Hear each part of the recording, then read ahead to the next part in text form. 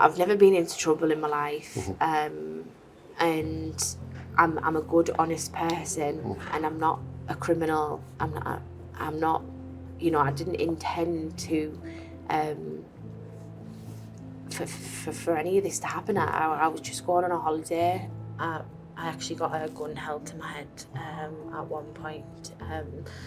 I was dragged from the bed from my hair, and one of them said, "I'll shoot you." I just want to bring awareness to people, you know, back at home, if you're in a vulnerable state of mind, and you know yourself, just do that extra precaution, you know, to get your diagnosis and you know, and get help. Because you know this. Okay. I believe if this could happen to me, then it could, you know, it could happen to anybody. Behind me is the criminal courthouse in Chicago, and this is where Kim Hall will ultimately learn her fate after she was arrested in August and accused of trafficking 43 kilograms of cocaine from Mexico through America on her way to the UK. She's made a number of court appearances so far and will appear again here on Wednesday when a judge may finally set a date for her trial. If found guilty at that trial, she faces up to 60 years in prison after being accused of unlawful possession of a controlled substance and possession of that controlled substance with intent to deliver. Kim, however, insists she is not guilty and, in her words, will fight with every bone in her body to prove that in court. Now, prosecutors are pressing on with the case, and the trial is expected to take place here at the criminal courthouse at some stage next year. Until then, Kim, who lives in Middlesbrough in the UK, where she was working as a beautician, she remains under house arrest here in Chicago. She is allowed out of the hostel where she's currently being held for just 2 days a week, wearing 2 electronic surveillance tags to ensure she does not abscond. And it was on one of those days that I met her in downtown Chicago, where she told The Sun her exclusive story. About 2 days before, when I thought I was leaving, these guys had said to me, you know, we're going to give you these 2 cases with money in, and you can take it back. You can just leave your stuff here, and you know we'll have it sent to you. And it just seemed like, you know, very straightforward. There was no reason why I wouldn't just carry money back. It was just money. You know, I didn't see nothing wrong in doing that. The first time I went to catch my flight home, they booked the right flight, but I got there at the wrong time. So my flight was, I think, at 10 o'clock in the morning, and I didn't get there till 10 o'clock in the evening. You know, I left the airport, I was like, what's going on? I've missed my flight. And I was panicking at this point because I thought I had work booked in, you know, my mum was expecting me home.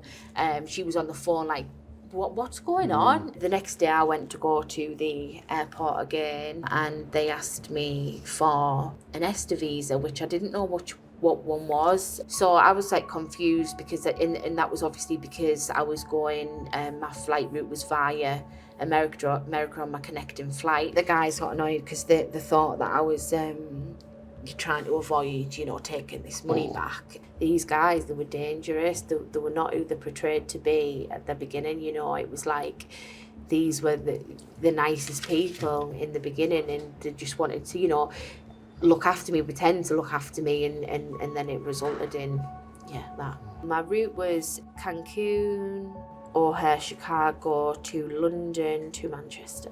Getting off the flight, and I had to be at a complete different terminal to the one that I was at. And this airport was like never ending. So panic sets in, anxiety through the roof. And I believe in Chicago that weekend, it was the National Convention, What they were doing was asking all passengers to, you know, check off their luggage and recheck it in. So I was passing through security. When my luggage had gone through, they opened it up and checked it. I mean, that's happened to me in the past. You know, it does in some airports, doesn't it?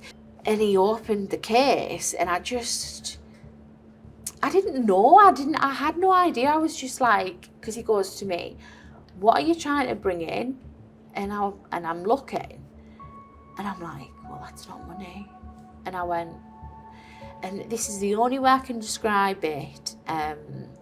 He had gloves on, and it was what looked like a paper mache, and it was like covered in some type of oil.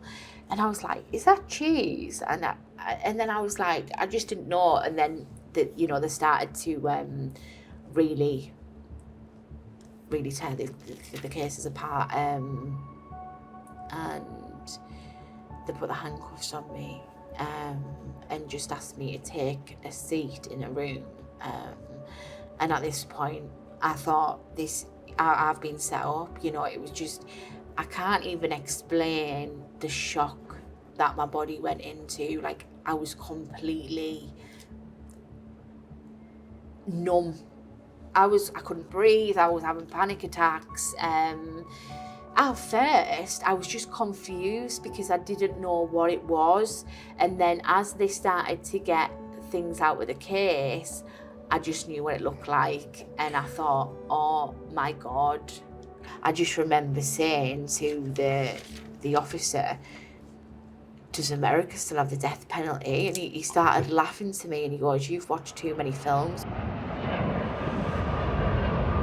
Now, this is O'Hare Airport in Chicago, and this is where Kim Hall's life was turned upside down. It was here that she was arrested while waiting to catch a connecting flight to the UK while allegedly trafficking £3.5 million worth of cocaine in her suitcases. Now, Kim had been on holiday to Cancun in Mexico, where two men persuaded her to bring back 2 suitcases for them, threatening her with a gun at one stage if she refused their request. She thought the cases were full of cash, $250,000, but it was only when she arrived here at O'Hare and a security officer carried out a random check by opening the bags in front of her that she realised with horror that they were both stuffed full of cocaine, a total of 43 kilograms. When she first was arrested, she was held at Cook County Jail, where previous inmates have included Al Capone and the serial killer John Wayne Gacy. She was then placed under house arrest after being charged with unlawful possession of a controlled substance and possession with intent to deliver. Due to the amount she was allegedly found with, the offence is in the top bracket for sentencing. It's a Class X felony, which carries between 15 and 60 years in prison. After I was put in front of a judge and they said I could be released on electronic monitoring, earlier, prior to this, I was admitted to the psychiatric unit because I had like some type of breakdown. Yeah. And I'm bipolar type 1, and my most recent episode was manic, which I believe started mid-June. It was about a 3-month manic episode. Really? Yeah, it was a relief to know, because I thought I've gone crazy, I've lost my mind. I didn't even recognise who I was anymore. Yeah, you definitely have, impaired thinking, and you don't really see the consequences of something bad about to happen. You've not got the mental capacity to say, oh, well, actually, let's not do that because I could end up in danger. I'm just devastated. Like, I know how upset my family is, and I know that they've had to go through the same thing as me. And I'm so sorry, just anybody who's been impacted on this situation. I think I was under the impression, what most people are, when a British national is in trouble abroad, that your first move is to phone the British Embassy and you expect all the backup and that, and which was the case. We did phone. I eventually got put through to a supporting team. I explained everything to the team and said she desperately needs help. And basically they give us a list of charitable organisations who they said would help her. So we took their advice and we called the numbers time after time, and nobody helped. Half the numbers didn't exist anymore and the others wanted extortionate prices to... I'm disgusted in the British government, disgusted in it.